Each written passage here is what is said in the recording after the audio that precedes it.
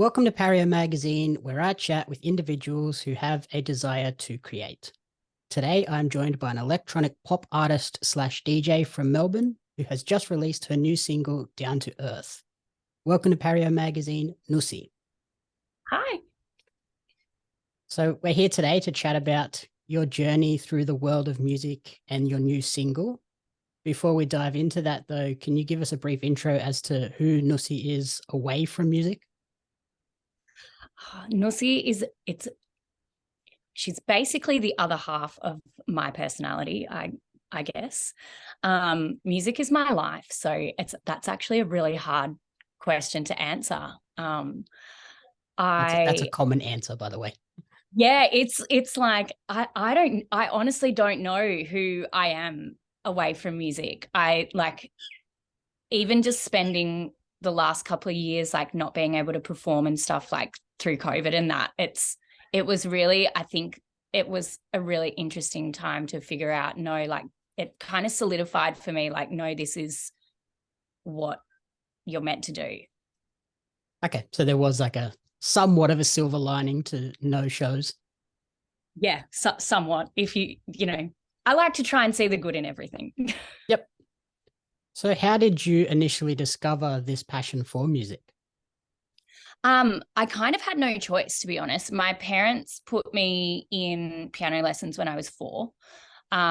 So it was kind of something that I kind of just went into and really clicked with. My parents always tell these stories about how I was not a very disciplined student and I never wanted to like actually learn any of the songs that my teacher would set for me. It would always kind of be like, no, but I just want to play what I want to play. And, it's really hard to explain to a 5-year-old that like, this will help you later in life. So they started like a star sticker system where it was like, if you practice what you have to practice for 20 minutes, then you can get a star. And that means that you can play whatever you want. You can do whatever you want, write your own songs, all of that. So yeah, it was like, I loved going to my lessons because I loved the creative aspect of it. I loved my teacher. I was doing group lessons at that time, so it was actually like a really nice social aspect as well. And I think as well, often as a pianist, when you're younger, you don't get that many opportunities to perform with other people. Mm-hmm. It's like a lot of solo stuff when you're younger. And so it kind of showed me, we'd play keyboards and, someone would play the flute part and someone would play the strings part and, all of that. So it kind of taught me to perform with other people from a really young age as well, which was really nice. Okay, so it sounds like the creative side was always there. It wasn't something that you then went, actually, I could maybe make my own songs. No, it was something that I kind of always, like, it came really naturally to me. And then given that you had that sort of traditional entryway into music, how did you then find yourself transitioning across to electro-pop and DJing? Yeah, so my parents were always really big into music as well. Neither of them, like my mum's never played an instrument. My dad plays guitar. He'll say, well, I will say he's okay. Sorry, Dad. Yeah, so like music was always like a really big part of our lives. There was always music playing. So even though I was kind of studying more classical music when I was younger, I just kind of tended more to like going to the whole, pop thing because it was always on in our house. Like the radio was always on, TV was always on. It was like TV hits on Saturday morning where like, all the videos, was it video hits? TV hits? I can't remember. Where the video hits and Rage. Video hits, that's it, and Rage. They were always on in our house. So it was kind of something that like I always knew that I wanted to go more down that path. And then as I got the knowledge, as I kind of grew up, it was yeah, it was just kind of like a natural progression, I guess. Okay. So who were some of those earliest inspirations and influences, and how have those evolved over the years as well? Probably my earliest influence, definitely the earliest ones would be Kylie Minogue, Madonna, my aunties who were all kind of, you know, partying in the 80s. They were like really big into those pop icons. So they always played that kind of stuff to me. And I think I just clicked with the like pop dance, like even the theater of it. My dad took me to a Kylie show. I think I would have been maybe 15 or 16.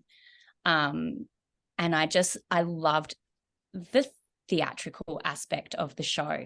Like, I love her songs. She's an amazing performer. The whole thing was just, I was like, that's what I want to do. I did a lot of theater when I was younger as well. So it was kind of like a merging of worlds for me, where I was like, oh, it can be like a whole thing. Yep. It's the total package. It's not just go into a recording booth and record the songs. Yeah. So then transitioning across to your music, how would you describe it for people that may be unfamiliar with you? So the Nussy Project actually started, I'm going to be really bad at maths now, probably about 8 years ago in 2014. And it started probably more as a like straight down the line pop project. I was playing with a 5-piece band. And then I realized that touring in Australia with a 5-piece band is really, really expensive. Mm-hmm. Nothing is close together. It's so different to like being in the States or being in Europe, where you can just get in a car or a bus. And when it's your project and you're an independent artist, you're funding everything. So after a little while, we cut the band down to, it was a 3-piece, so me and two others. And then we got the opportunity to go overseas and play some shows in Canada. So I kind of downsized again and went to like a 2-piece situation. And then it was probably around that time that I started getting back into DJing quite a bit. I'd started DJing when I was 16, and then kind of took some time away from it because I was studying, and like when you're studying music at uni, it's really band focused. So I kind of took some time away from it and kind of got out of the DJ scene for a bit. But then once I got back into it, I kind of started to get this idea of, well, like I want to be able to play my own songs in my set. So it was kind of a bit of a natural progression for my music to go more into that pop dance kind of world, because I was playing a lot of house sets, I was playing a lot of disco sets. And so because I was surrounding myself with that kind of music anyway, that was what I was getting influenced by. But then I also thought, well, this is cool because I can throw one of my own tracks into my set. So then I ended up with no band. Sorry, band. They're all still my friends. So that's, we will eventually one day get the band back together. Yep. Love them all dearly. But yeah, then it kind of transformed my show into like, now it's me with some DJ decks, a sample pad, a little keyboard, and a microphone. Does the advent of all those sort of little electronic tools and instruments, I guess, expand the horizons on what you can do with the music now? Yeah, I guess so. I think so when I learned to DJ, I learned on CDs. So it was a very, very different world. I was carting CDs around everywhere and like in a really heavy backpack. And I actually didn't go to USBs until quite late in the piece. My partner had kept saying to me, you need to just get onto this USB thing because your CDs skip. Like, yeah, when somebody bumps the desk. at the end of a set at 3 a.m. too, you're like, oh, let's just throw everything in the bag. And then you kind of take them out when you get home and you're like, great, I snapped 4 CDs. Now I've got to burn them all again. And, you know, all of that. But then once I actually got to USBs, I realized I was being a little bit archaic when I was trying to hold on to my CD thing. But apparently now I'm going to say the kids, but like the young DJs coming up are all starting to go back to CDs. People are saying that's really cool now. That's weird. Like, no. I guess it's like the vinyl revolution Yeah, that we had recently as well. I realized when I was talking to someone about it, I was like, oh, this is like how we started playing vinyls. And my parents were like, why are you doing this? They skip, they're huge, they're really annoying to cart around. Like, why? And I was like, it's really cool. But yeah, apparently that's going to be a new thing. No, well, thanks for that. We both now feel really old. Yeah, I was like, oh, okay, cool. Yeah, CDs are now vintage again, I guess. Yeah. Do you know, to be honest, I have so many CDs that I just will not let go of. And so many people have said to me, oh, like you could actually sell these to like, you know, and get good money for them. I'm like, I don't want to let go of them. Yep. I don't even own a CD player. Like, I don't know how I would ever play them, but yeah. Yeah, the only CD player I have now is in my car and it never gets used. Yeah, I literally just bought a new car and it has no CD player. Yep. So as we mentioned in the intro, you've just dropped the new single, Down to Earth. Can you tell us a little bit about the story and inspiration behind that particular song? Yeah, so I worked on the song with Jack Arentz. He's a Melbourne-based producer. I think we'd done one song before we did Down to Earth. And this was, it was the second track that we did together. And I really liked some of the other stuff that he'd produced. So I was like, no, this is like definitely someone that I really want to work with. And from the first track we did together, like he was just so friendly and just really nice to collaborate with. It was like a really, really, I'm trying to find the word. It was like a very natural, like creative space where, you know, it was, very, very easy to give creatively. But yeah, so we actually worked on it prior to COVID happening. So we'd written the song, kind of got like the bare bones of the production down. And then I'd done all the vocals, but then COVID hit. And so we couldn't kind of finish it.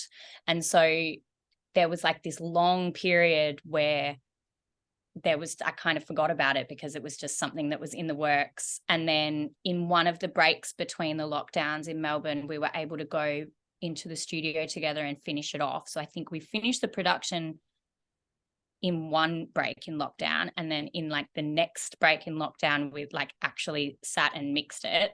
And then again, we kind of like went back into lockdown. There weren't really shows.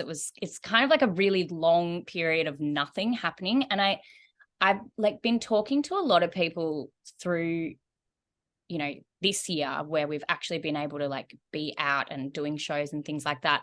And it's really funny, like some people found the lockdowns really great for their creativity. I really didn't. Like I really thrive on being around people and like having experiences. I hate being on my own.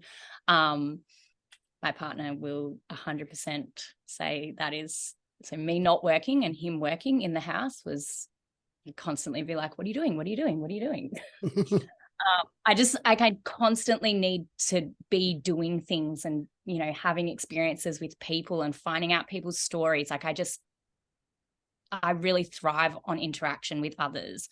And so for me, it was kind of this thing of like, well, like I'm not having any of those experiences. So I don't really have anything that I really want to write about. I'm kind of just like in a bit of a rut. It was just a bit weird. So I kind of ended up not doing a lot of music other than I did like a couple of online shows and some like online DJ sets and stuff. And then it kind of got to the middle of this year and I went, you know what? I'm actually really proud of this track that I did. And I know it's kind of been in the works for ages, but I really love it and I really want to put it out. And I think it would be really sad if it didn't see the light of day, and I just want to kind of share it with people. So that's where it kind of came from. Okay. Given the sort of really long, drawn out creation process, is it now a relief kind of to have this finally out into the world? It was actually really scary, to be honest, because I like not having released anything for so long, you know, for a while it was kind of, I'd released a couple of singles and they were quite soon after each other. So you kind of get used to that, you know, it's always nerve-wracking putting new work out, but you kind of get a little bit used to it when you're doing it all the time. And then there was this big gap where I hadn't released anything. And all of a sudden it felt like I was putting my first single out again. Mm-hmm. And I was like, oh, wait, I really love this, but what if no one else does? And all of a sudden I was really like nervous about it. And so many of my friends had kind of said to me, you've done this before. Like, why are you getting weird about it? And I said, honestly, it's been so long that I've forgotten what it feels like. And then as soon as it was out, I was like, oh, great. I'm so glad that I did that. Yeah, I guess with that consistent release schedule, you're constantly in your fans' mind. Whereas then when you disappear, it's like, do they still remember me? And I'm kind of just starting all over. Yeah. And it was actually really nice that people did stick around and that people, you know, were still liking what I'm putting out, which I think was just kind of a really nice reassurance that I'm on the right path. Yep. And is this single like a taste of new music to come in 2023, or given that sort of lull in creativity, do we sort of have to wait a little bit? No, I actually have a couple of tracks that were like half finished pre-COVID. I had like a really big creative boom. I went over to Sweden in 2019 and the community there were just the most welcoming, positive, beautiful people that I have ever met in my life. And I just found it really easy after that trip to kind of harness a lot of the energy that I'd gotten from being in that positive space. So I had a really big creative boom kind of towards in the second half of 2019 and over the Christmas period in like, you know, over 2019, 2020. And so I kind of have a lot of stuff that's kind of about half finished that I'm really looking forward to going in and going, okay, let's see what we can do with this. Awesome. Back to that consistent release schedule. Yeah. Yeah. So now that we're heading into the festive season this year, are you going to be taking a little break, or are you now just, I'm recharged, ready to go, and let's power through all this? So I work my other side, Danny, works weddings. So it's actually a really busy time of year for weddings and corporates and all that kind of stuff. It's really funny. It was something when I was younger, I was always like, I don't want to play cover gigs. It's all about my art and, you know, all of this. And then as I got older, I realized that I needed money to live. And so I sold my soul to the dark side. No, really, I realized, I can actually earn a living off something that I love doing, which is playing music. So why would I not do that? That makes completely no sense. So yeah, it's actually like a really busy time. So it's great because especially after all the lockdowns and stuff this year and going into next year, there's just so many opportunities to perform. I'm really excited to have like a Nussy live show coming up in next week. Yes. Mm-hmm. Yes, it's next week. I'm like, it's blowing my mind that we're already in December. I keep thinking that the 10th of December is ages away, and then all of a sudden it's next Saturday. Yep. Which is really cool because I haven't done a Nussy live show for probably 2 years at this point. So I'm actually really excited to actually show people what I've been doing. It's going to be really fun. So finally, where is the best place for people to support you and track this creative journey moving forward? I'm pretty active on Instagram. So all my socials are at Nussy Music. So it makes it really easy because Facebook, Twitter, they're all the same. So there's no confusion.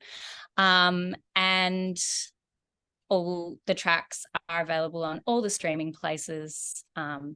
If people want to actually buy it, they can buy it on Apple Music. Right. I Awesome. feel like as a DJ, I constantly buy music still. Like I actually buy and download singles. Yep. And so many of my friends are like, this is such a weird concept to actually own the music. And I was like, yeah. My little cousins who are like 20, they're like, what do you mean you own you don't just like play it on Spotify? I'm like, no, like I download it and I own the MP3. Yep. Yeah. As a DJ, I need to own this. I'm like, I have to. There's so many people don't realize when you're DJing that you're not just streaming it from somewhere. It's really random. Alrighty, awesome. Thank you so much for taking the time to chat with me, and good luck with the songs, the live shows, and have a Merry Christmas. You too. Thank you so much for having me.